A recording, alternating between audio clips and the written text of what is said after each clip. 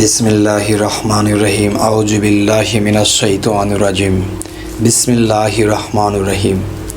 হে জগতবাসী, হে সমস্ত মুসলিমবাসী, আমি সকলের সামনে একটি আলোচনা নিয়ে আসলাম। সে আলোচনাটি হলো, এই পৃথিবীতে আমরা যদি গ্রন্থ খুলি দেখা যায় আল্লাহর ৯৯টা নাম পাই, কিন্তু দেখা যায় আল্লাহর ৯৯ নামের বাহিরে অগণিত নাম রয়ে গেছে। কিন্তু দেখা যায় আমরা ৯৯টি নামের বিষয়টি জানি, কিন্তু আল্লাহর অগণিত নাম আরও রয়ে গেছে। যাই হোক, অগণিত নাম সেখানে যাচ্ছি না। তো এখন যে কথাটি বলবো যে আল্লাহর ৯৯টি নামের মধ্যে কোন নামটি মানুষের জপনা করে না? ৯৯টি নামের মধ্যে ৯৮টি নাম মানুষের জপনা করে, একটি নাম আছে সেটি জপনা করে না।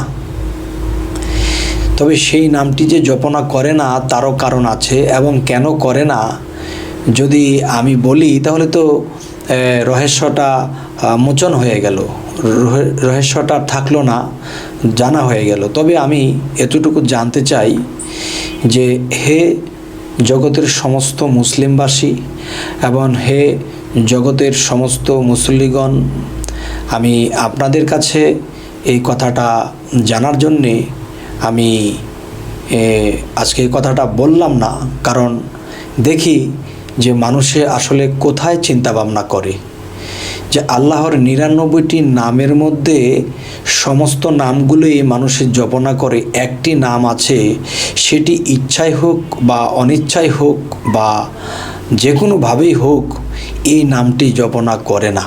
আর সেই নামটি কোন নামটি এই ৯৯টি নামের মধ্যে? আমি ইনশাল্লাহ আমার কাছে জানা থাকলেও এটা আমি আজ বলছি না, পরের পর্বে আমি দেখি যে আমার ভিউয়ার্স এবং সমস্ত মুসলিমবাসী এবং বিভিন্ন জ্ঞানীগুণীরা দেখি এই বিষয়টা কি বলে, যে আল্লাহর সকল নামই তো মানুষের জপনা করে, তো এই ৯৯টা নামের মধ্যে কোন নামটা জপনা করে না, ইচ্ছাই হোক বা অনিচ্ছাই হোক? তাহলে সেই নাম কোনটি? এটি একটি রহস্যজনক কথা, বলে দিলে ভেঙে গেল। তবে আমি জানি এই পৃথিবীতে অনেক জ্ঞানী মহৎ আছে, আমি দেখি যে কারো মুখে দিয়ে কারো জ্ঞানে এই কথাটা আসে কি না যে ওই নামটি জপনা করা হয় না। যাই হোক, যেমন একটি নাম আল্লাহ বলেছেন যে তোমাদের যদি রিজিকের অভাব থাকে তাহলে তোমরা ইয়া রাজ্জাক জপনা করো, এই নামের গুণে তোমাদের রিজিকের ফয়সালা হবে। যেমন তোমাদের উপরে যদি আল্লাহর রহমত বর্ষিত না হয় তাহলে তোমরা বেশি বেশি ইয়া রহমানু নামটি জপনা করো, তোমাদের উপরে রহমত বর্ষিত হইবে। যেমন কারো যদি জ্ঞানের অভাব থাকে তাহলে তিনি বেশি বেশি এই নামটি জপনা করো। যদি কারো দরকার হয় যে আধ্যাত্মিক বা রুহানি জগতের জ্ঞান দরকার, বাতিনি জ্ঞানের দরকার, তাহলে তিনি যেন ইয়া বাতিনু ৯৯ নামের একটি নাম যেন জপনা করা হয়।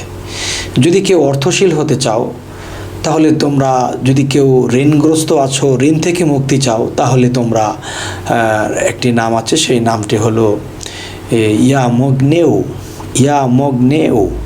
এই নামটি যদি কেউ জপনা করে তাহলে সে ঋণ মুক্ত হতে পারে। যেমন আরেকটি নাম হলো, কেউ যদি ধনী হতে চায়, আরও একটি নাম আছে, সেটিও আমি পরে বলবো। সেটি যদি এখন বলি তাহলে হয়তো দেখা যায় পেয়ে গেলেন, কিন্তু পরবর্তীতে হয়তো আপনাদের আকর্ষণ থাকবে না। তো আকর্ষণটি রাখার জন্য আমি এই নামটি বললাম না যে কোন নামটি জপনা করলে একজন মানুষ ধনী হতে পারে, অর্থনৈতিক ভালো হয় তার, আমি সেই নামটিও বলবো। তবে এই যে প্রত্যেকটা নামের গুণাগুণের মধ্যে আল্লাহর বিশাল নিয়ামত, বিশাল গুণ ক্ষমতা রেখেছেন। তবে শেষে আমি এই কথাটি আবারও বলছি যে এই ৯৯টি নামের মধ্যে যে নামটি মানুষের জপে না, ইচ্ছায়ও জপে না, অনিচ্ছায়ও জপে না, কেন জপে না, সেই নামটি কোনটি?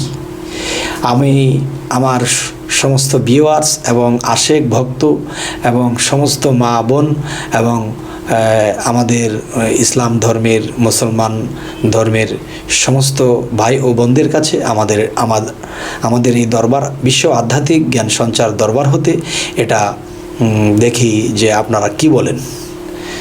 তো এতটুকু কথা বলে আজকে রাখবো, পরের পর্বে দেখি এটা আমরা চেষ্টা করব পুরোপুরি ভেঙে দেওয়ার জন্য, কিন্তু তারপরও দেখি আপনাদের কমেন্টে আমরা কি পাই।